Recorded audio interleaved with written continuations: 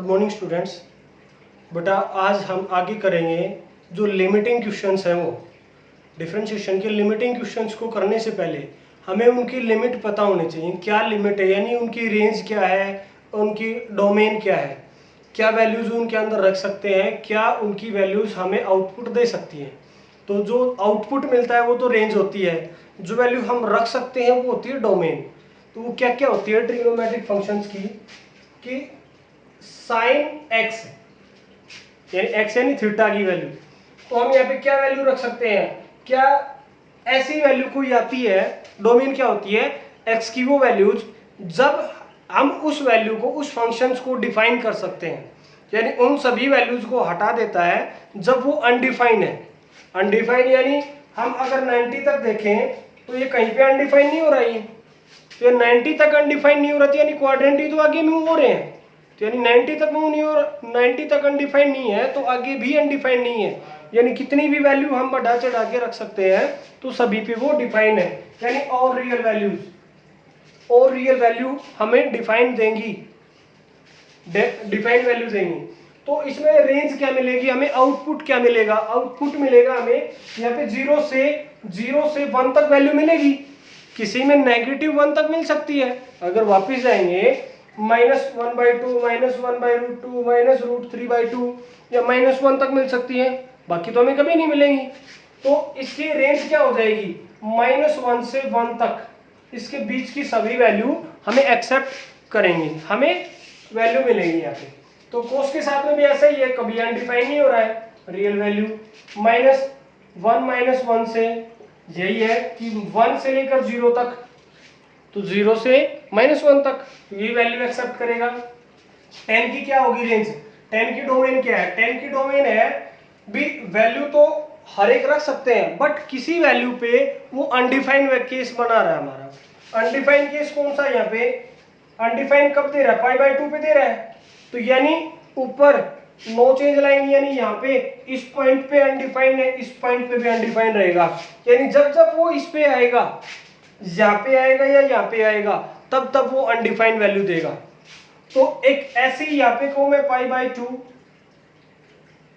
5π/2, 6π/2, 5 और 4 9π/2, 11π/2 ऐसे, और यहाँ पे 3π/2, 7π/2 और यहाँ पे आएगा 13 और यहाँ पे आ जाएगा 11π/2, यानी सारी जो ओड पाई है वो आ जाएंगी यहाँ पे, ओड पाई जितने भी हैं सारी की सारी आ जाएंगी यहाँ पे, ठीक है। तो अब रियल में से वो वैल्यूज घटानी है जब वो अनडिफाइन हो रहा है, यानी ये सारी वैल्यूज एक्सेप्ट नहीं करेगा, तो इनका एक कॉम्बिनेशन है, कॉम्बिनेशन क्या बनेगा 2n + 1, यानी ओड नंबर तो ये मिल गया 2n + 1, जबकि n क्या है nz है, साथ में क्या है π/2 ही तो लगाना है, 2n + 1 π/2, यानी यहाँ एक्सेप्ट नहीं करेगा वो, ठीक है। तो रियल में से सिर्फ वो वैल्यू सब्ट्रैक्ट करनी है, कौन सी 2n + 1 π/2, और जहां पे n बिलोंग टू z है, n बिलोंग टू z है, ठीक है।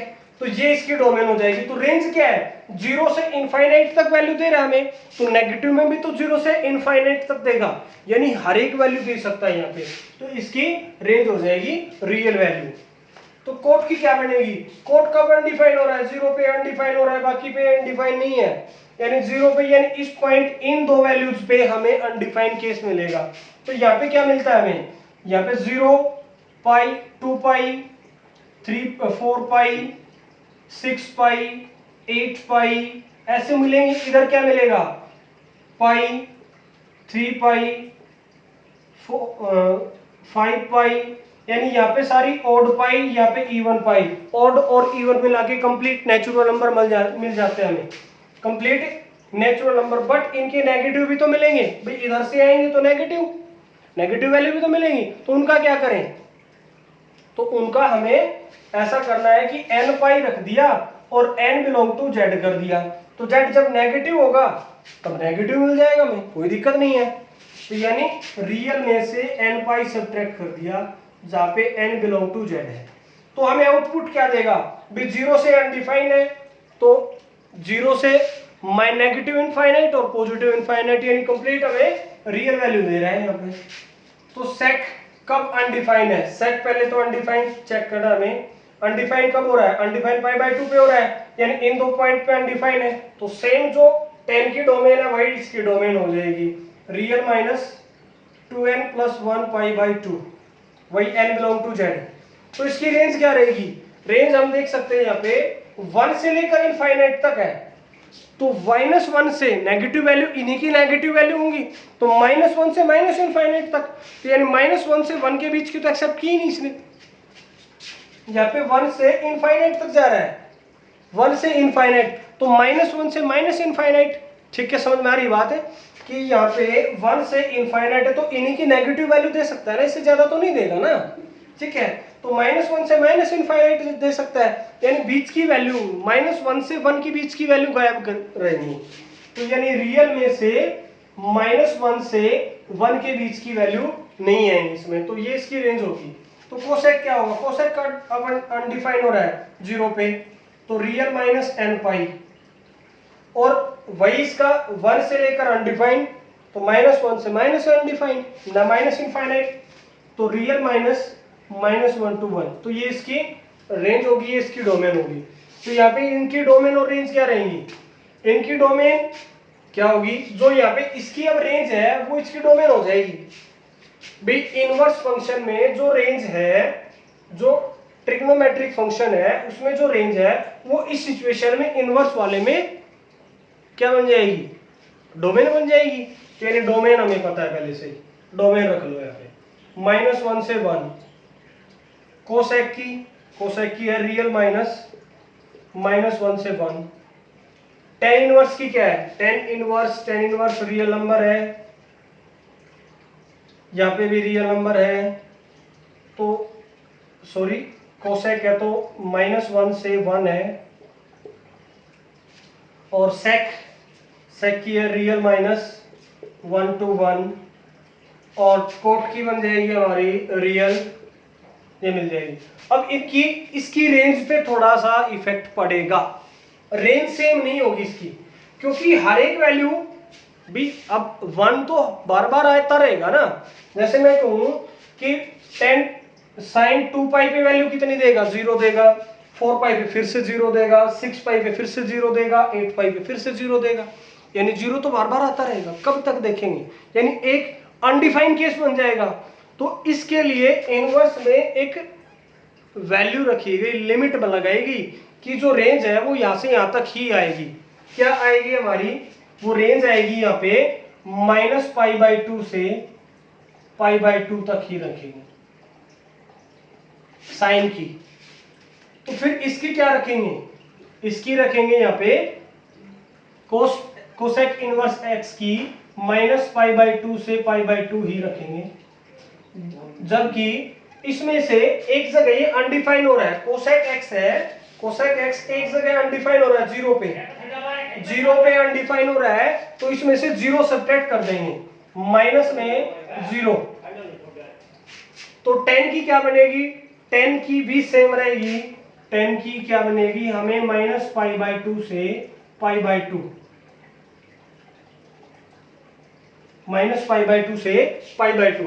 क्या कभी ये -π/2 से π/2 के बीच में कभी अनडिफाइन हो रहा है क्या? 10 π/2 पे हो रहा है, वो हमने ओपन इंटरवल कर दिया, क्लोज इंटरवल नहीं किया, ओपन इंटरवल कर दिया, हमने पहले ही निकाल दिए वो। ठीक है, तो हमें सब्ट्रैक्ट करने की जरूरत नहीं है। इनको मैंने इस तरह से क्यों लिखा है? क्योंकि इन तीनों की रेंज क्या है? -π/2 से π/2 तक है, इसलिए मैंने इनको इकट्ठा लिखा है। ठीक है, अब इन तीनों की क्या है? इन तीनों की अलग है, इसकी है 0 से π, इसकी क्या रहेगी? 0 से π ही रहेगी, बट एक जगह अनडिफाइन हो रहा है, कहां पे हो रहा है? π/2 पे हो रहा है। जो सेक इनवर्स है π/2 पे अनडिफाइन है, तो ये वैल्यू निकाल दी हमने। ठीक है, तो यहाँ पे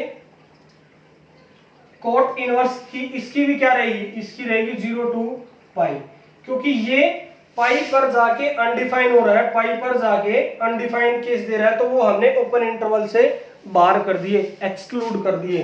तो तो ये इनकी डोमेन और रेंज है। अब इनके लिमिटिंग क्वेश्चन करते हैं। जैसे ये क्वेश्चन है स्टूडेंट्स, तो इसका डिफरेंशिएशन करना है। इसमें लिमिट दी गई है अब की बार। लिमिट ये कि x जो है -1 से 1 के बीच का ही होना चाहिए, अदरवाइज एक्सेप्ट नहीं किया जाएगा। ठीक है, जबकि जो ये फंक्शन है, ये वैल्यू दी गई है, तो इसका डिफरेंशिएशन करना है। तो इसका डिफरेंशिएशन कैसे करेंगे? अब ये तो यानी कि इसको हम पता कर सके कि ये वैल्यू कहां से कहां तक की रखी जाएगी। तो इसका डिफरेंशिएशन करने के लिए हम सब्स्टिट्यूशन मेथड अप्लाई करेंगे। ठीक है, तो सब्स्टिट्यूशन मेथड क्या है? x की जगह क्या अप्लाई करें कि ये कट जाए। इनवर्स के अंदर tan अप्लाई करना है हमने। तो tan थीटा अगर अप्लाई करते हैं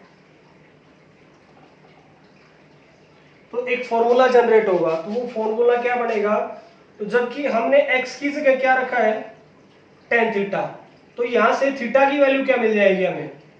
tan इनवर्स x मिल जाएगी हमें। ठीक है, तो हमने यहां पे पुट किया tan inverse 2 tan theta divided by 1 minus tan square theta. तो ये फॉर्मूला बन जाएगा किसका? tan 2 थीटा का। tan 2 थीटा किसके इक्वल हो जाएगा? यहाँ पे tan 2 थीटा हो जाएगा हमारा 2 tan theta divided by 1 minus tan square theta. तो ये फॉर्मूला यहाँ पे अप्लाई हो जाएगा। ठीक है, तो ये मिल जाएगा हमें tan इनवर्स tan 2 थीटा। तो ये से कैंसिल होगा, 2 थीटा आएगा। अगर जो ये 2 थीटा है, ये कहां से कहां तक लाई करेगा? ये हमारा -π/2 से π/2 तक अगर लाई करता है तो एक्सेप्टेबल होगा। अदरवाइज चेंजमेंट करके हमें उसको इसके अंदर लेके आना पड़ेगा। तो देखते हैं, अभी हमने बात की थी ना कि इसकी डोमेन क्या है, इसकी रेंज क्या है। फिर इनवर्स वाले की अब देखनी है हमने, इनवर्स वाले की देखनी है रेंज क्या होगी, कहां से कहां तक उसकी लिमिट है। तो हमें इस इनवर्स वाले की हमें रेंज देखनी है हमने। ठीक है, क्या देखनी है? रेंज देखनी है। ठीक है,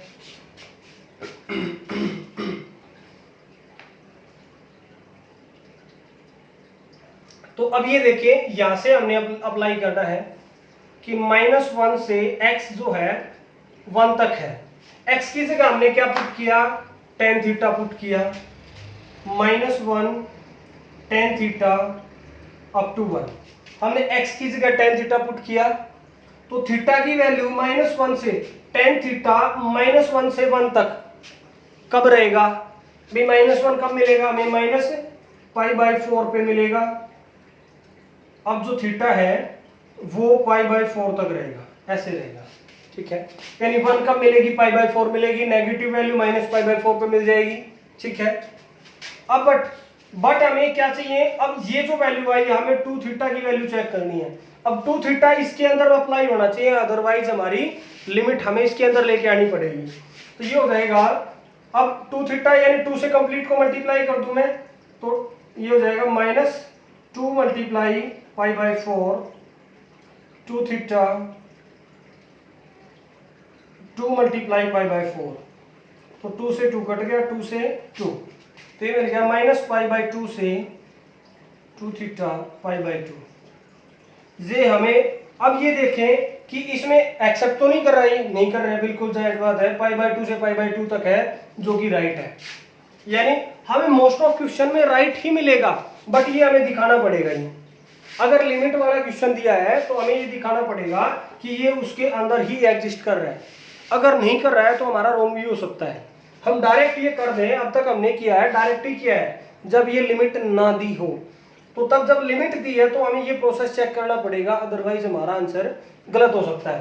ठीक है, तो इस सिचुएशन में अब इसका आंसर राइट क्या बन जाएगा? 2 थीटा बन जाएगा। थीटा क्या है अपना? थीटा किसके इक्वल है? 2 थीटा है tan इनवर्स x के, तो मिल गया 2 tan इनवर्स x। तो अब इसका डिफरेंशिएशन करेंगे, तो डिफरेंशिएशन क्या होगा? d/dx of 2 tan inverse x। तो 2 tan इनवर्स x का क्या मिल जाएगा हमें? tan इनवर्स x का क्या मिलेगा? 1/1 प्लस एक्स स्क्वायर। तो ये अपना आंसर आ जाएगा। ठीक है स्टूडेंट्स, तो हमें लिमिट वाले क्वेश्चन में ये प्रोसेस और करना पड़ेगा जब लिमिट दी होगी, अदरवाइज हमें कुछ नहीं करना जब लिमिट ना दी होगी। ठीक है, लिमिट वाले में ये करना है। तो अगला क्वेश्चन है स्टूडेंट्स, हमें इसका dy by d x find out करना है। क्या होगा जबकि लिमिट दो दी हुई है, एक ये दी हुई है, एक ये दी हुई है। अगर ये लिमिट है तो इसका डिफरेंशिएशन क्या होगा, और अगर ये लिमिट है तो इसका डिफरेंशिएशन क्या होगा।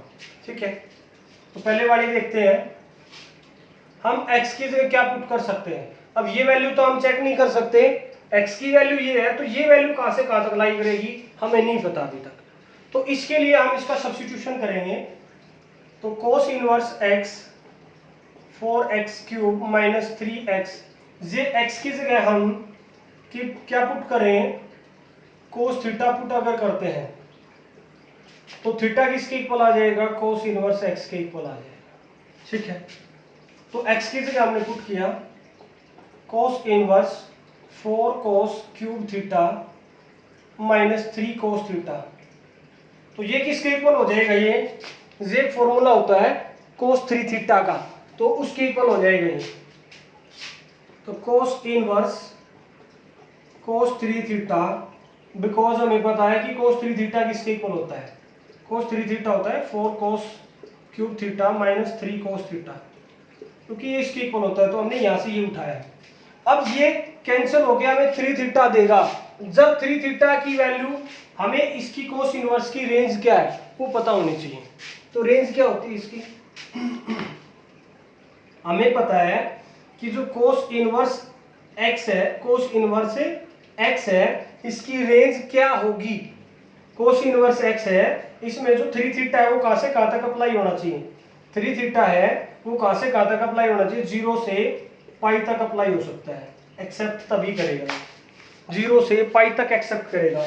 तो अब ये यहाँ पे क्या दे रखा है, यहाँ पे दे रखा है वो कि x तो यहाँ से यहाँ तक अप्लाई होता है कि 1/2 less than x less than 1, यहाँ से यहाँ तक अप्लाई होता है। तो x की वैल्यू हमने क्या ली, cos थीटा ली, तो 1/2 cos थीटा 1, हमने x की जगह क्या रखा, cos थीटा रख दिया। तो अब अगर ये वैल्यू यहाँ से यहाँ तक है, ये वैल्यू यहाँ से यहाँ तक है, तो क्या वैल्यू मिलेगी हमें, 1/2 कब होगा, 1/2 कब देता है ये वैल्यू, 1/2 हमें ये देता है पाई/6 के ऊपर, पाई/3 के ऊपर, पाई/3 से जो थीटा है वो कहां तक अप्लाई होगा, 1 कब देता है ये, 0 पे दे देता है। तो 0 से जो थीटा है वो 0 से पाई/3 तक का अप्लाई हो जाएगा। ठीक है, 0 से पाई/3 तक का। बट इसमें क्या है, 0 से पाई तक 3 थीटा, तो 3 देखेंगे 3 कितना हो जाएगा, तो 3 से मल्टीप्लाई करेंगे, 3 इंटू 0 3 थीटा इंटू 3 मल्टीप्लाई पाई/3, तो 3 से 3 कैंसिल हो गया, 0 3 थीटा लेस देन पाई।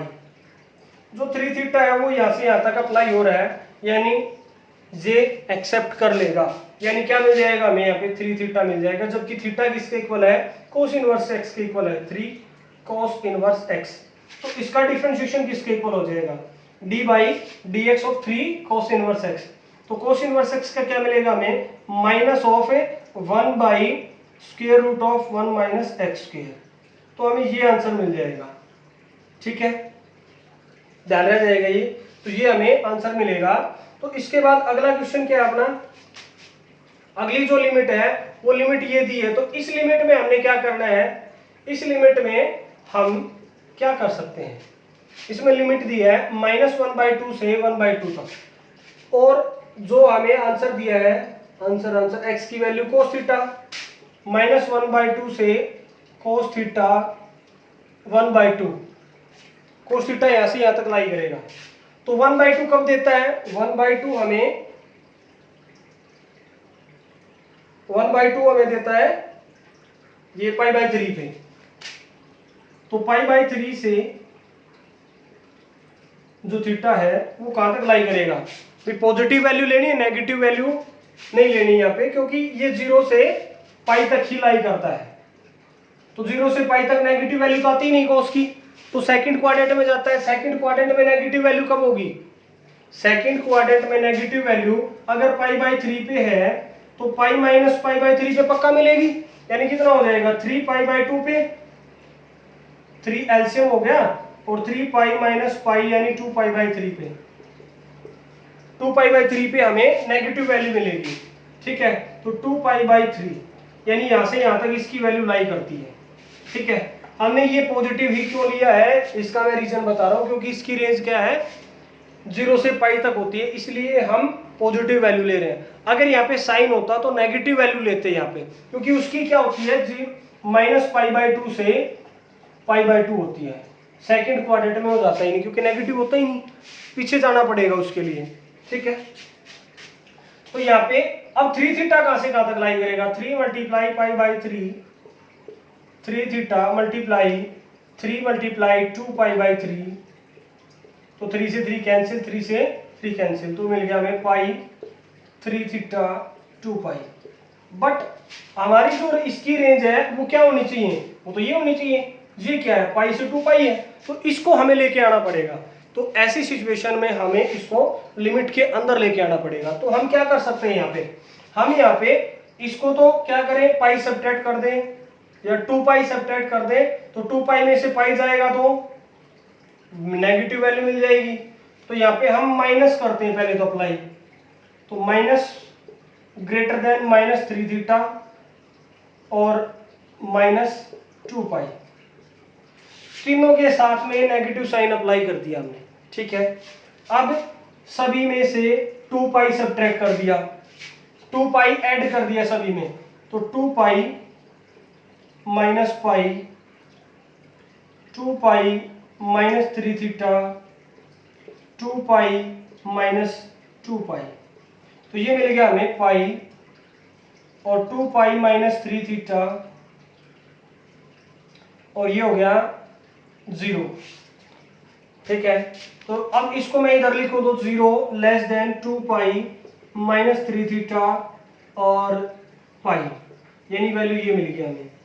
तो हमें ये लिमिट एडजस्ट करनी पड़ी है, यानी 2 पाई माइनस 3 थीटा करना पड़ा हमें, 2 पाई माइनस 3 थीटा, यही लिमिट एडजस्ट करना है। इसी क्वेश्चन का हमने ध्यान रखना था, अगर ये लिमिट ना होती तो अपना आंसर राइट था यहाँ पे। ठीक है, अब ये लिमिट दी हुई है ये वाली, तो इसकी जगह हमने पहले इसमें क्या करना पड़ेगा, cos inverse cos of 2 pi minus 3 theta ये अप्लाई करना पड़ा हमें, फिर ये कैंसिल हो गया, हमें आंसर में क्या देगा 2 पाई माइनस 3 थीटा हमें आंसर देगा। ठीक है, तो इस सिचुएशन में हमें ध्यान रखना यही है कि लिमिट क्या दी गई है, तो लिमिट जब दी जाए तो चेंजमेंट उसका लिमिट अप्लाई करके देखें कि वो उसके अंदर सेटिस्फाई कर रहा है या नहीं कर रहा है। ठीक है, तो थीटा की वैल्यू क्या थी यहाँ पे, तो थीटा था हमारा cos इनवर्स x के equal, theta cos inverse x, तो 2 pi minus 3 cos inverse x, तो इसका डी बाई डी एक्स निकालेंगे तो क्या मिल जाएगा हमें 2 pi minus 3 cos inverse x का क्या मिल जाएगा हमें -1 by square root of 1 minus x square, और इस 2 पाई का क्या मिल जाएगा हमें 0 मिल जाएगा। ठीक है, तो ये मिल गया, माइनस माइनस प्लस हो जाएगा 3 square root of 1 minus x square, पीछे वाले का क्या था -3 by root of 1 minus x square, तो ये दोनों में फर्क आया है। तो लिमिट वाले क्वेश्चन में हमें थोड़ा सा सतर्क रहना है। ठीक है, तो ये चीज़ें ध्यान रखें और इन इससे रिलेटेड क्वेश्चंस को करें। ठीक है स्टूडेंट्स, थैंक यू स्टूडेंट्स।